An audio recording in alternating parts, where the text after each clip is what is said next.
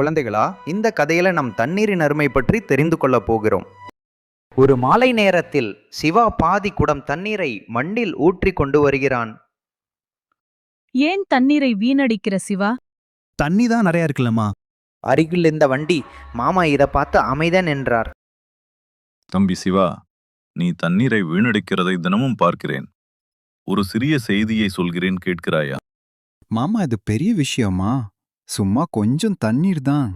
மாமா சிவாவை அழைத்து ஒரு பழைய கிணற்றின் பக்கம் கொண்டு வருகிறார். இதை பார் சிவா, அந்த காலத்தில் இந்த கிணறுதான் கிராமத்துக்கு ஒரே ஒரு நீர் எடுக்கும் இடம். ஒவ்வொரு வீட்டுக்கும் இதில் இருந்து தண்ணீர் எடுத்து செல்வார்கள். இது மண்ணால மூடிய கிணறு போல இருக்கு. இதுல எப்படி நீர் வந்திருக்கும்? நீர் வந்ததே, ஆனால் கணக்கோடு தான் எடுத்தாங்க. அந்த காலத்தில் ஒரு பாட்டி, முருதத்தம்மாள், ஒரு நாளைக்கு ஒரு குடம் நீர் கொண்டு குடும்பத்தை நடத்தினான்னு.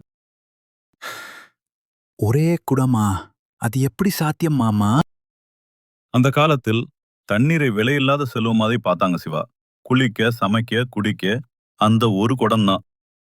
சிவா யோசனையுடன் வீட்டிற்கு நடந்து செல்கிறான். நாம இப்போ அரை குடம் தண்ணீரை எளிதா வீசுறோம். அந்த பாட்டு ஒரு குடம் தண்ணீரை வைத்து வாழ்ந்தாங்க. சின்சியர்லி, இனிமேல் நான் தண்ணீரை வீணடிக்க மாட்டேன்மா. அடடா, என் பையன் இப்படி மாற்றம் அடைச்சிருக்கான்னு எனக்கு பெருமைதான். அப்புறம் நீயே இன்னும் நிறைய பேருக்கு நீர் மதிப்ப சொல்லணும்பா. சிவா குடத்தில் நீர் எடுத்துக்கொண்டு வாசலுக்கு வருகிறான்.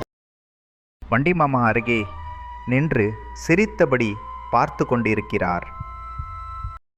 இப்போ நீரை மதிக்கிற சிறந்த பையனாக மாறிட்ட. பெருமையாக இருக்கிறது தங்கமே. நீர் என்பது செல்வம். நாம் அதனை வீணாக்காமல் மதிக்க வேண்டியது ஒவ்வொருவரும் கடமை.